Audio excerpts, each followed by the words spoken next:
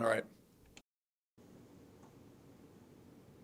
Hey Joe, thinking back throughout your career, which mentors had the biggest influence on the way you think about and coach your front seven? Boy. Mm. I would say, it's for that direct question in terms of coaching the front seven. There isn't one guy, honestly. It's just a multiple people over the years, just learning defense, studying defense, working for different guys. So now, if you would ask me about philosophy, that would be a different. I could give you one on that, but not necessarily. There's not just one guy for the front seven. Why was changing the look pre-snap versus post-snap so important in your Michigan State game plan? Well, I think part of it for any quarterback is quarterbacks, when they know where to go with the football, from pre-snap, post-snap, it makes their life easier. So, anytime we can kind of alter looks or make a quarterback see one thing and then maybe have to react to another, we feel like that gives the rush a better chance. We feel like it gives the coverage a better chance. So, that's kind of basically, just general thought process there.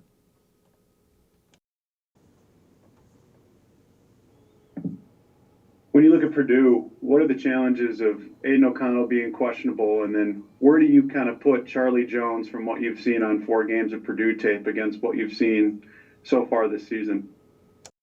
Um, First off, I mean, there really isn't a challenge in terms of, when a player's, questionable. And I say that we're preparing for Aiden. I mean, I think the kid's top 5 quarterback in the country.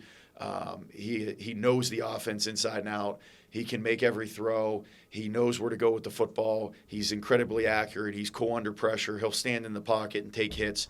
So we've got a tremendous amount of respect for him. So that's who we're preparing to see.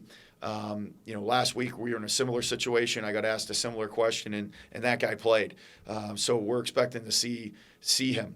That being said, they've played 2 other quarterbacks as well. 12 who played a little bit last year against us and brings an athletic and element to it. One who I was impressed with his skill set last week. He's athletic as well. He's got a big arm, looks to be a really good sized player. So, I mean, Coach Braun does a great job with the offense. He's a great quarterback coach, and he's a great evaluator. So rest assured, anyone who goes in that game to play quarterback at Purdue is going to be more than capable. So I got a lot of respect for what they do offensively. I'll ask the follow-up question for House. Who's the philosophy influence then?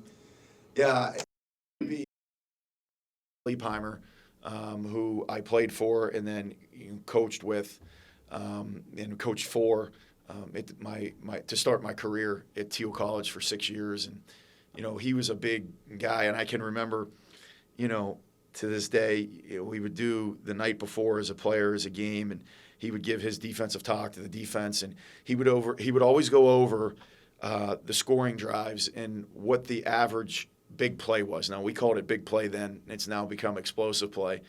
And he would always be like, hey, man, listen, if we don't give up big plays, we're not going to give up a lot of points. We don't give up a lot of points, we're going to give ourselves a chance to win. And we still do that to this day.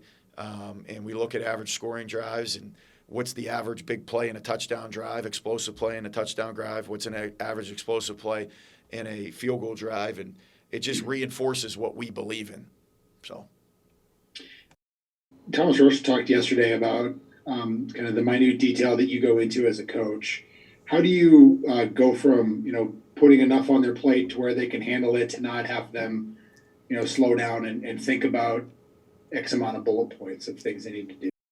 You walk a fine line, right? I think for us, the way that we do it is we don't run 1,000 different fronts, 1,000 different coverages.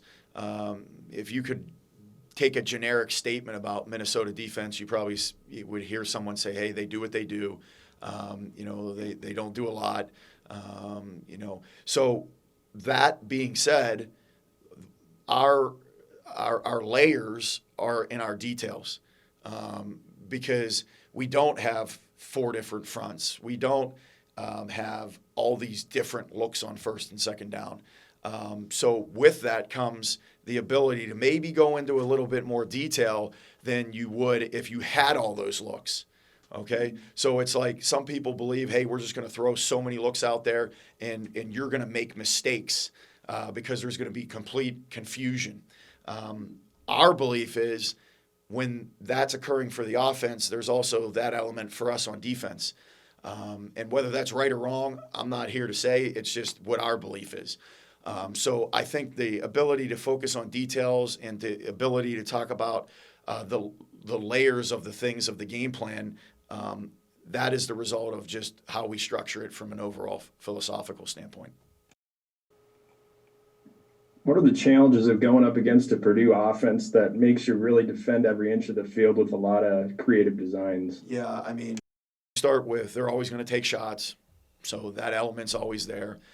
Number two, they always have plays designed to create explosive plays, and that you might say, well, isn't every play designed to be an explosive play? No, they're not all designed to be explosive plays.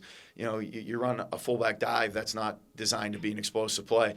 They have plays designed to go vertically down the field. Some of them are trick play in nature, and they've done a tremendous job with that over the years. I think their receivers are really well coached. I think they have a really good screen game. I think the quarterback always knows where to go with the ball. So they are going to make you work every inch because of the screen game, because of the vertical aspect, because of the quick game. And then obviously in the run game, I've always felt they've done a good job of attacking any deficiencies that you maybe have in the run game and are able to attack there. So, like I said, I got tremendous respect for them offensively. We've gone against them a bunch of times. We've seen what they've been able to do time and time again. So we certainly have our work cut out for us.